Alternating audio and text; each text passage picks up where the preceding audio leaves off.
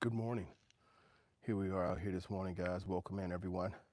How you doing? You know what time it is. We are back out here on the grind, doing it in time. Let me get it. I'm up and I'm out.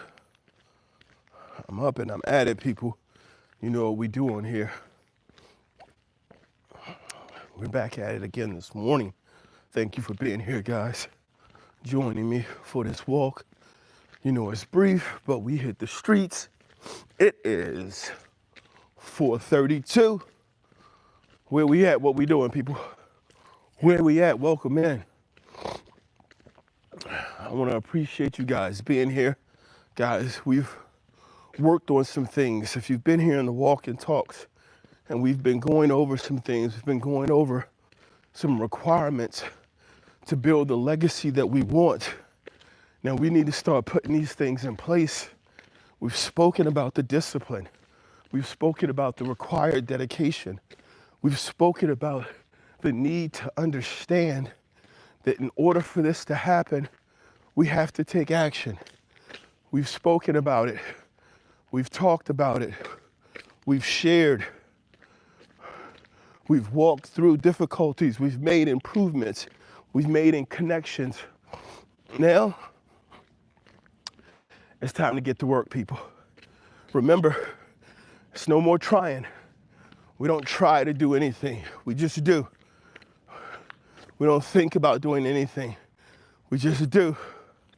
We don't talk about it. We do it. We make a decision. Decision requires action.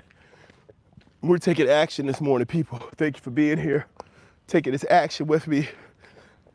Taking this walk with me.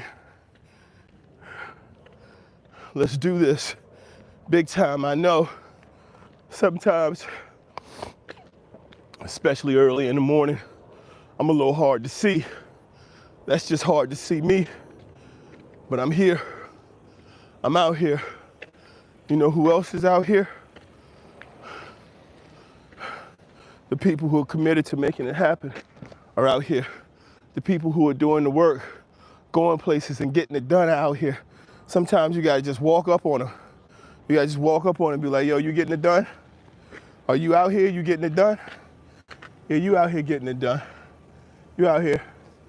Tell them you getting it done. Tell them what you doing. I'm getting it done. You getting it done? Yes. There she is. She in there getting it done. All right. I'm out here getting it done. Listen, are you out here? Am I gonna walk up on you? Am I gonna catch you out here getting it done? Or are you just be laying in bed? Are you refusing to get out here and get it done? Are you one of those people who be like, oh, I can do it later. Oh, it's no big deal. I'm not really missing anything. I'm okay. I can get it done next time. Ain't nothing really happening out there. It's happening out here, people. You better get out here and get it done. You better find your way to getting your thing done for you. Hold on. I love you, babe. I love you. Hey, be safe. My orders, I told you one of my orders popped up, and I accepted it.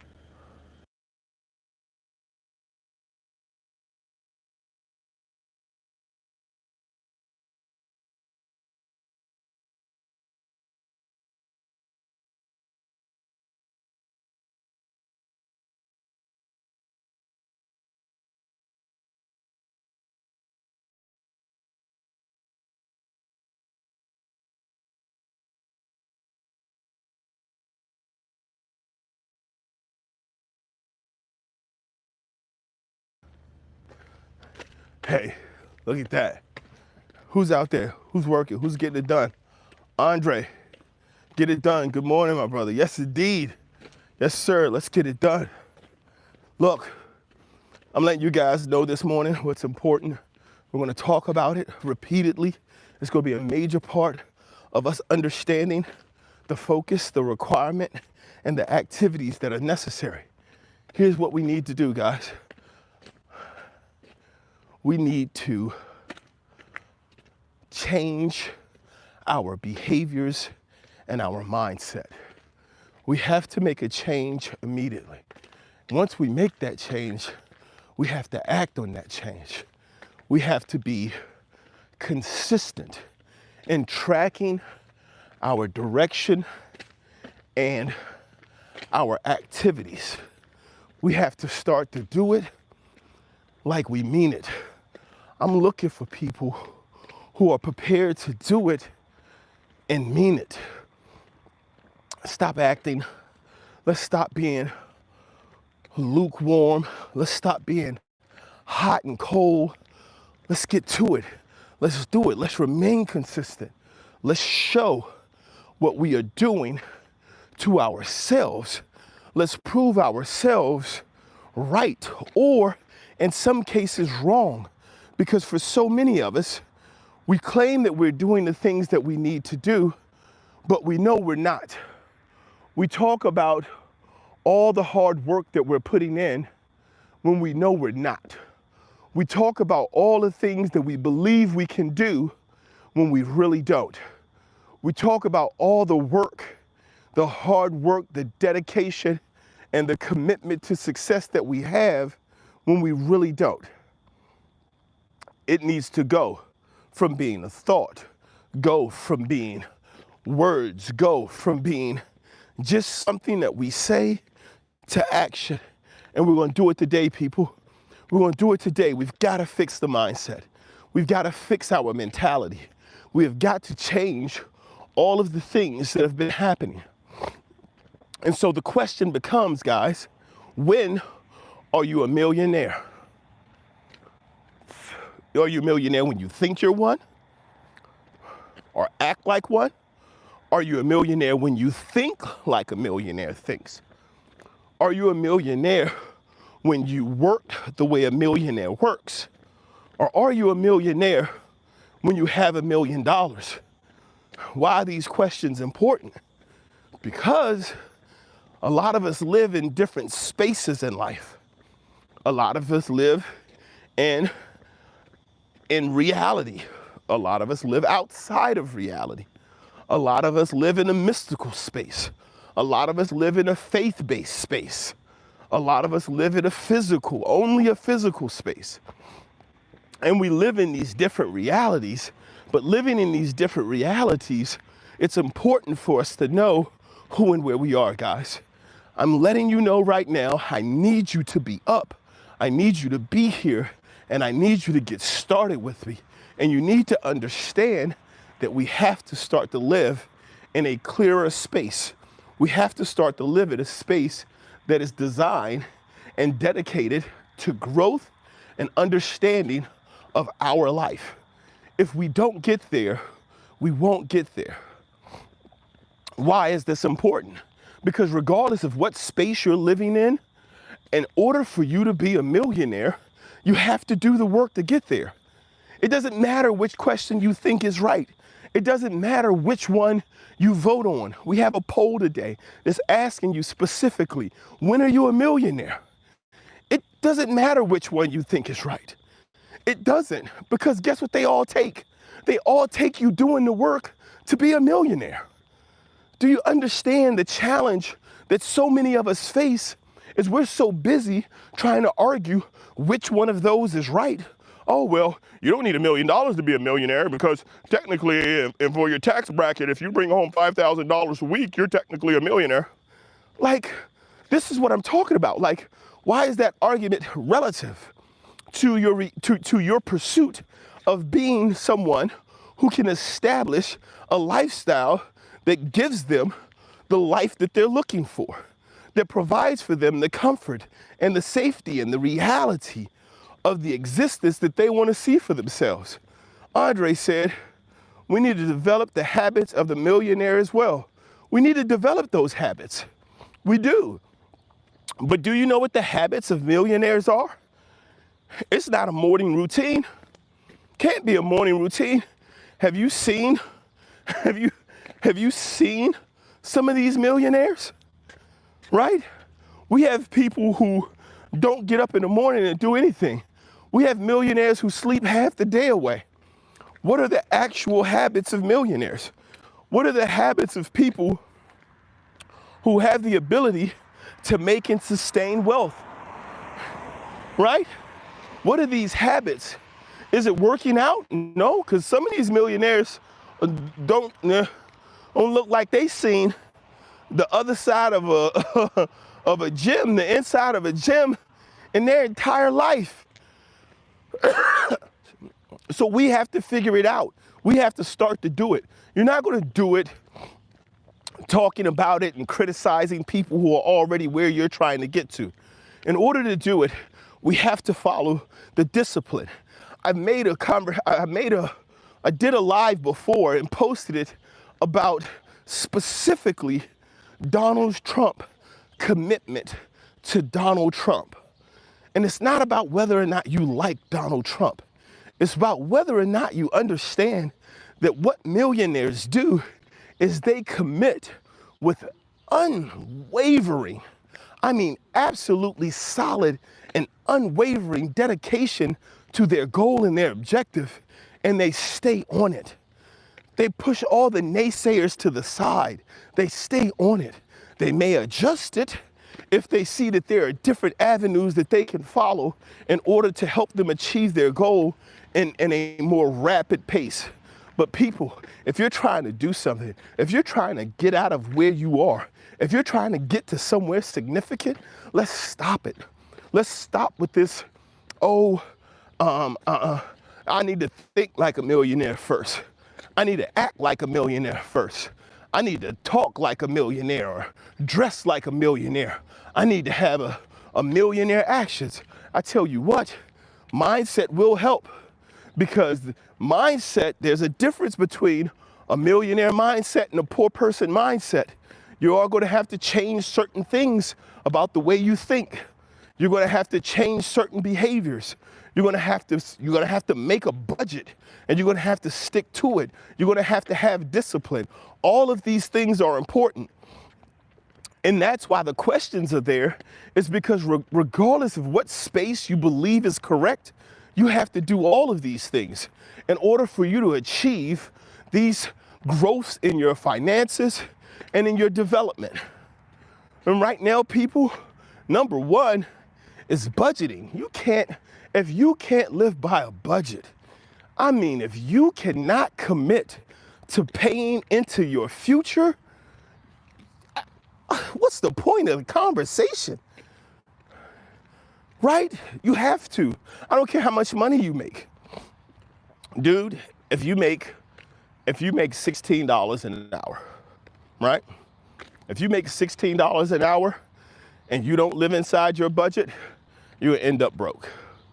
Why are you going to end up broke if you make $16 an hour and you don't live below your means? Because you're not paying into your future. If you make $60 an hour, that's $120,000 a year. If you don't live below your means, you're going to end up broke. It's a guarantee. It's a surety that it's going to happen. It's not a question. It's not a joke. It's not a thought. If you don't understand how to pay into your future, you're going to end up broke. You make $180,000. You make $250,000. If you don't understand how to budget and live below your means so that you're paying into your future, you're going to end up broke. The amount of money you make does not matter if your behaviors and your understanding of what to do with your money and how to pay into your future is not in place. You are going to end up broke. You are going to end up in a place that you don't want to be in. So how do we prevent that from happening, people? We prevent it from happening by actually taking the steps, understanding all the different levels, understanding the discipline that's necessary, understanding the work ethic that's necessary, understanding the knowledge that we have to seek out, understanding that we have to be patient. We have to know all of these things. We have to understand that we are committed to a higher goal, that we are serving a higher purpose. We are not just walking around out here hoping that at some point we make some money. This is the part that's going to be super important for us to arrive anywhere, guys.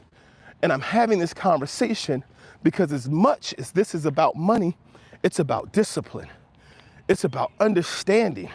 It's about belief and commitment to self. So we're out here and I'm sharing with you this morning that it's going to take all of those things in order for you to become a millionaire. You become a millionaire when you realize that all of these aspects are going to be part of the requirement. What is a millionaire mindset? Well, a millionaire mindset can essentially be broken down into a rich mindset. Once you have a rich mindset, and that's a mindset that comes to a realization that you do not have enough time on this planet to exchange consistently your time for money and then leave something of legacy for your family. That's what it is. A rich mindset is an understanding that no matter how much you work, if you don't put your money to work, if your money is unemployed, you have a poor mindset. It's that simple. Once you understand that your money needs a job, you have to put your money to work. And I'm not just talking about, oh, well, I have my money in a savings account and I add $50, every paycheck, and over time that's going to grow and I'm going to get more money. I'm not talking about that. I'm talking about putting your money to work. I'm not talking about, there's a reason a savings account is called a savings account, right? And not a wealth building account. It's a reason it's called saving, because at some point when you have a savings account, you're going to have to use that money. You save to take trips. You save to buy a car. You save to buy a house. You save to use it and spend it later. That's not paying into your future. To pay into your future, you must invest. Most jobs, most companies now offer 401ks. They offer retirement accounts. And they do it because the companies have figured out, hey, if we take some of their money, we can use it to grow. The financial institutions, they don't care. They're like, I don't care where you work. I don't care if you work at McDonald's. I don't care if you work at In-N-Out Burger. I don't care if you work at Ralph's. I don't care where you work. I don't care what type of work you're doing. I don't care if it's at a gas station, a supermarket, a bank. I don't care. Give me a portion of your money. Let me hold it for you. Let me invest it. Let me put it to work. Let me take this money from millions of people. Let me take these dollars and pennies from millions of people. Let me invest it. Let me get my return and then give them a portion of it. That's what these 401ks and IRAs are doing. But we have two ways to look at it. The one way is, man, I don't need you taking my money, making yourself rich. Give me my money. Let me do what I want to with my money. Or I don't have the vehicles or the ability to do with my $35 a week or my $125 a week. I don't have the avenues or the access to do with it what you do. So you hold this 125 and you give me, you build it for me, but I'm gonna be back and we're gonna work with it. I'm gonna keep giving you $125, but I'm gonna be back. You do your work with it, I'm gonna be back. We're gonna do some things with it. That's the mindset that we should have, understanding that when we learn what the millionaires do, we learn how the millionaires do it, letting somebody hold that money, knowing you will come back for it. There's this saying, and I used to think that it was a silly saying. And the saying was, as long as you owe me, I ain't broke. And I used to think to myself, man, that's ridiculous. I ain't walking around here with somebody owing me. But when you have a trusted institution, which there are a lot of untrusted institutions, but when you have a trusted institution that's holding your money and growing your money, as long as you owe me, I ain't broke. And then that money keeps growing and growing and growing. And then you have to change and use something different. Listen, there was a point when the world changed and it moved over to credit. right? Credit was the change of and the growth of institutional systems around the world. On my channel, there is basically a documentary that I did on it that shows you the creation and the development of financial institutions globally. How they impacted the growth of nations, how they impacted the distribution of wealth, and how they built up all of these opportunities for people around the world. Now we're moving to this age where there's Bitcoin and there's cryptocurrency and all of these other types of currency, and the power of them is you don't have to worry about where you are. Bitcoin is Bitcoin, right? Cryptocurrency is cryptocurrency. You don't have to worry about an exchange rate. You don't have to worry about going to a bank and then asking for your currency in any particular form and then transferring that currency over a wire for 3 days and paying someone and then having that transformed into the other currency, and then you don't have to do that. With crypto, you show up. Wherever you show up to shop, your crypto cost is your crypto cost. That's the benefit of it, right? Eric, what's going on, man? Good to see you, brother. Thank you for being here. I'm doing great, John. Thank you for stopping in this morning. Thank you guys for being here. It's good to see you. And so, what does it tell us when we understand the difference between cryptocurrency and regular currency? Are we here? Hey guys, Eric. Man, this is what I'm talking about. This is what I'm talking about, Eric. Since the beginning of the year, dude, you're down 70 pounds. Dude, you got my email. You can get my email. It's right there on the contact button on the page, man. Send me some updates, man. Keep that grind up. That's what I'm talking about. I love that growth, man. I love that dedication.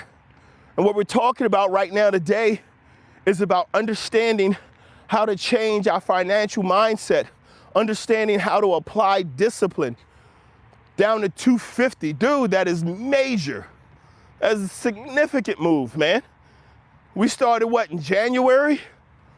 Dude, 6 months, down 70. That's more than 10 pounds a month, man. How are you feeling? You feeling good with it?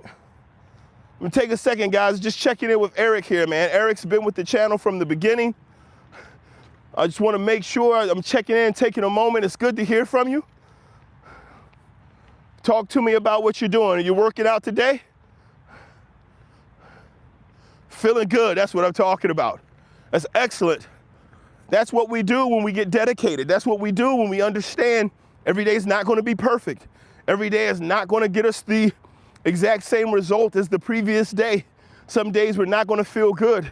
This is what the reward is. This is what it is. And I'm telling you, Eric, it doesn't matter what area of life you apply it to, whether it's fitness, whether it's education, whether it's a relationship, no matter what it is, we get up every day and we do that work. We stay committed to that drive, to that understanding of working towards our purpose. Anywhere in your life that you apply it, you're going to see it, man. That's an awesome thing. I'm excited for you. I'm excited to hear that you're feeling well, you're doing well. That's really awesome, man. And this is what I want to share. What we're talking about this morning is about understanding the same thing that Eric is doing with his fitness, this focus over the last 6 months, 5 to 6 months on growth, commitment, and a consistent effort. This repetition that you have to develop, and that you follow that repetition up with some patience, knowing it's not going to be tomorrow morning, but it's going to happen. And then you provide that consistency of understanding that consistency tracks the growth.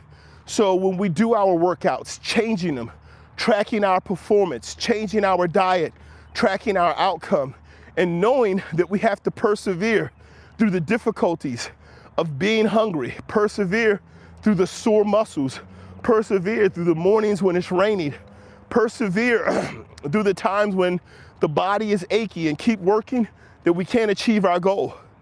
That's a part of the message from the beginning. Today specifically, we're talking about learning that the world is moving away. We're moving away from the old system of credit. We're moving away from the old system of how to make purchases, understanding that the new credit is leverage, people. We all have access to this. I know it's been a thing. The first LLC, and this is why this is important, and this is why I'm telling you, in reality, this is cutting edge stuff. This is not old news. I was born in 1972. The first LLC in the United States was created in 1977. The last two states to allow for LLCs to be written in them was in 1996. I'm sharing all of this with you because I need for you to know, I need for you to understand that the old talk about paying yourself through a LLC has advanced, it's grown. No one, I'm telling you, it does not make sense for anyone to purchase a house with a mortgage. If you can hear me, if you are watching and you have ears, do not, no longer, don't do it again. The average home cost in the United States is $400,000. The home cost in the area I live in is somewhere between $500,000 and $600,000. Average home cost. A loan to purchase a home in a conventional mortgage at today's interest rate, with all of your fees and your other things attached to it, you pay more for the loan than you do for the house. But they always tell you, oh, no, it's okay. Because when you refinance, you're gonna be able to take money out. It's gonna offset anything you pay now. So even though it's $500,000 you're paying now, you have to understand in the future, the house is gonna be worth so much more. It's gonna be worth so much more. And when you get that money out, it's gonna offset that. Because you have to understand when the house value goes up over the next few years, when it gets to $700,000, you can rewrite your loan. You can take that extra $200,000 plus your equity out, and you're gonna be able to say, oh, well, I had this other money and I can use that to pay for things, right? So you could use that to like pay down other big things and make renovations to the house, and that's gonna take the value of the house up even further. Like, it's like, no, don't worry about it. Don't worry about the fact that it's a $500,000 house and a $700,000 loan. Don't worry about it. It's fine, because in the future, you're gonna get that money back. That's what we're being told right now. Credit used to be the way things work. That's not how things work anymore. Gone is the credit system. That's how people used to build wealth. They used to build wealth with credit. We don't build wealth with credit anymore. The word has changed. It is now called leverage. Leverage, people. And what leverage means, it's the same as credit. But when you use leverage, it becomes money that works for you versus money that you have to pay back. Stick with me. I want to try to share this with you in a way that's going to be impactful, and it's going to allow for you to grow and allow for you to see, I don't care what your income level is. When you learn to work with leverage, you're going to be able to make significant moves in your life. Eric, I want to check in what you said here. I think I worked out a little too much one day. Didn't hydrate enough. It's so important to hydrate with working out. Right, you got to know the limits. You got to know the work that you're doing. Excellent point. Thank you so much for stating that and sharing that. And this is exactly what I'm saying. I'm saying the exact same thing when I tell you one area works with another area, right? It's important the same way it is with Eric's workout. When Eric says, hey, I think I worked out too much one day and I didn't hydrate, and that can create issues with recovery, with muscle stiffness and tightness. It can create issues with future workouts. And when he says that, What Eric is saying is you have to be aware of what you're doing. You have to understand and know not your limitations, but your area in which you can push into. This is important because as we talk about now, moving this over to our finances, moving this over to the things that we do on a regular basis in order to build wealth and build a legacy for our future, we have to be aware of those same things. And when I'm talking to you about leverage, what I'm telling you that leverage can do, because the importance of the leverage is that when you leverage something, then you take the money that you have that you're paying into your future, and when you leverage it, and right now that leverage is being used in real estate. I've grown so much and it's taken time for me to figure it out. I've grown so much, but I had to realize there are generations of people being born who don't want to own anything. Don't want to own a house. I don't want to own a car. Why would I own a house? It's just a responsibility. It's debt. I don't want to own a house. That's a liability. I'll just pay to live in somebody else's house. Pay rental insurance, and I'll let them deal with all the headaches. I'll let them deal with the property taxes. I'll let them deal with the associated costs. I don't want to pay for that. Why would I ever own a house? Why would I want to own a car? It's just going to get old and it's just going to go down. I could take the same amount of money. I'm paying $700 a month for a vehicle, $150 a month for insurance. That's $900 a month. I can just get an Uber everywhere I want to go, order my food to be delivered to my house. Why would I own a car? Doesn't make sense. I live in a small community. I can walk most places that I want to go. Doesn't make sense for me to own a car. We are moving into a world where ownership doesn't make sense unless the thing you own brings you money. Is this making sense? Unless we own things that bring us money. And millionaires own things through their businesses that return their money to them. Even the houses they live in, the jets that they fly around in. The way Myron Golden says it is he says, make more offers, right? He says that he creates an offer to pay for the things that he wants, the things that he needs, the things that he likes to see in his life. He'll make an offer, all right? He'll create a way for the work that he does with that thing to pay for that thing and more and make profit. This is the world we're moving into, where it is your imagination and leverage that allows for you to get things done. Have you ever wondered how people purchase a house for cash? Have you ever tried to figure out how do you make a cash purchase of a house? We still go on Zillow, and here's the trick, and this is where we're really tricked. We go on to, for me, many years ago, was The Lifestyle of the Rich and Famous. We used to watch The Lifestyle of the Rich and Famous and be like, man, how do you buy a house worth $22 million? Why would you build a house worth $22 million? Why would you build a $600 million house? It doesn't make sense. You can't use it. It's too big. Because it's not a house. It's money. You've taken your money and you've said, hey, I don't want this money to be taken from me. Right? So how do I keep my money to be my money? There is one way, there is one acceptable way in the United States to keep your money from being taxed.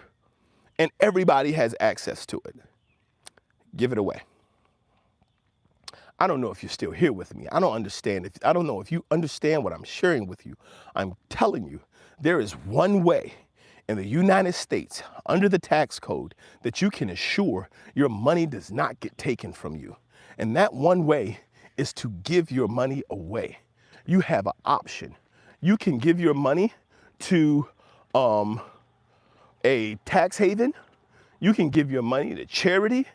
You can give your money to yourself. You can give your money to your business. But the one way that you can ensure your money's not being taxed is giving it away.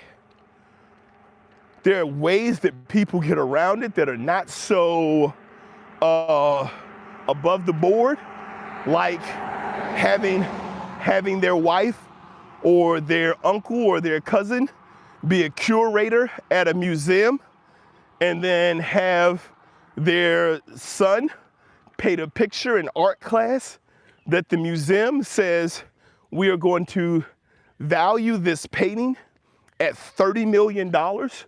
And then you're going to say, okay, we're going to give this painting to the museum for $30 million. And the museum says, we're going to accept it. We're going to wrap it up and we're going to stick it in the basement. And of that $30 million, you give the person who made the decision $500,000. You give the library $1.5 million. You pay about $5 million out to a few other people. You got $25 million now that you get to cover in your taxes because you have a picture that was $30 million that you donated to a library, right? So what is this telling us? What are we seeing here? That there are ways, and not all of them are scrupulous or above board. There are ways that people protect their money.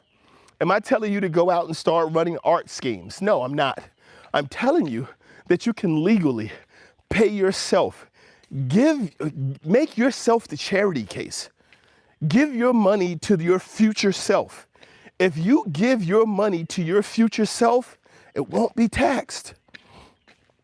You won't be taxed for money that you're giving to yourself. Guess what? I talked to someone, and this is important because we have to understand what leverage is. I know a gentleman who recently moved in across the street from me. He needed $90,000 in order to go to closing on a house that he just bought. He had about $70,000 that he needed to get from somewhere, and he considered borrowing the money from himself out of his 401k. And then they told him that the interest for borrowing from himself was 9%, but the interest in borrowing that same amount of money from the bank was only 7%. He said, well, dude, 9% is a lot. I'm going to borrow the 7% from the bank. And so I asked him, I was like, oh, how does your 401k, when you pay the 9%, does that 9% interest go back to the financial arm? Does it go over to the company that's handling the loan? Who gets the 9%?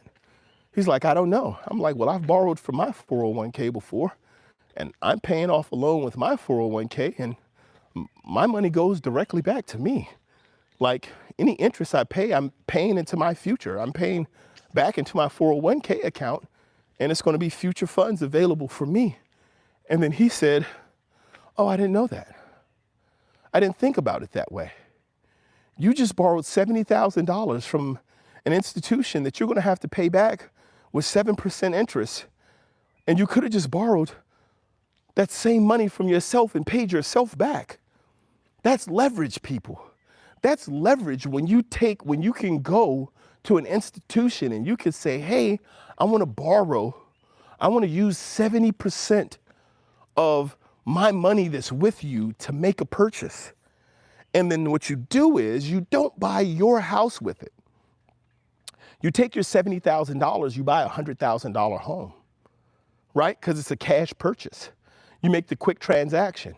You wait a few months, you turn around, you go back in, you take out a loan against the home, and then that loan you take out against the home is through your LLC, not by you. It's not a personal guarantee. This is why you formulate the LLC.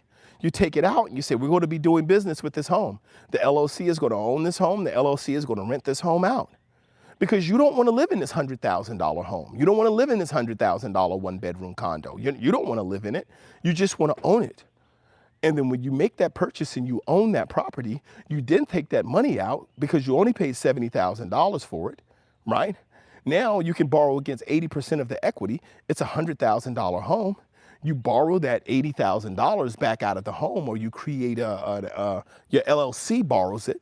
You use it for the LLC to pay off the loan that it owns you. So your LLC pays you back the $70,000 you helped to use to acquire it.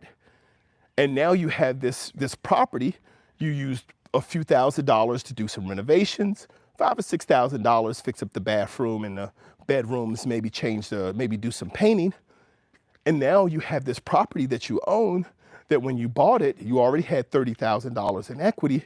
Now you have even more. And this additional equity is going to help the property to grow. It's going to help you to grow your finances, right? So now everything is getting bigger. Everything is getting better. Why is this important to you? This is important to you because as we start to do this work, as we start to grow our wealth, as we start to make these changes and understand what leverage is, we need to know that when we're doing work as these businesses, when we're doing work through these businesses, through these LLCs, we are paying into our future. You have to pay a mortgage for 30 years. And like I said, at some point in that 30 years, everyone goes and taps into the house for finances. If we're going to do that, if we're going to spend 30 years doing that, we could spend by purchasing through an LLC, paying into our future versus paying into a mortgage. If we do that, it's going to take us a lot less time to build a lot more.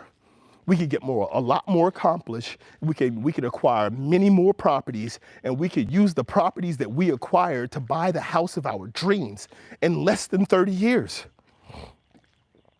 So the question is it about how quick you want to be in it, or how frugal you want to make it, how long you want to stay in it, you want to keep it in your family?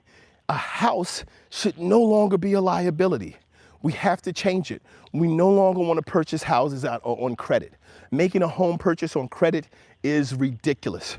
And so many of us in the United States at this point, as wealthy as this country is, we are still living with a poor mindset of, I can keep a good credit score, and by having a good credit score, I can borrow more money to buy more things. That's a poor man's mindset. That's no longer the middle class mindset. That's poor. We have to move up to the new millionaire mindset of leverage. The more money I have in my future, the more money people will give me of theirs to use now to put into my business. And if I'm living my life like a business, if I'm treating my existence and my life like a business, and I manage it like a business, it will have a budget. All businesses have a budget. And when the business has a budget, the business makes money for all of its shareholders, and you are the primary shareholder of your life. If you want to see different, you want to do different, you want to live different, you want to grow, you want to know how, these are the things you have to do. We have to understand leverage, people. I'm always happy to have you here and to be able to share. But as always, none of this happens without discipline. I usually don't go into this much detail about how to build finances because it must start with you. You have to become the person who is capable of handling and having these types of things. It doesn't matter how much money you make if you do not possess the ability, the discipline, and the understanding of what it takes to be the person to manage and maintain this level of success, this level of wealth, then you won't be. What's important, most important, and what I discuss here, you can get your free download of the 2DS in the description of the channel. If you go to the channel, you'll see it right there, and I can make sure that we get you that. The 2DS is the format. It's the discipline dividend system. And what the discipline dividend system does for you is it teaches you how to apply discipline to any area of your life and watch that area of your life grow. Today, we happen to be talking about wealth. But discipline is the requirement, people. None of these things are possible if you don't have discipline. And discipline is simple. It starts with repetition. You must be able to do something over and over and over again.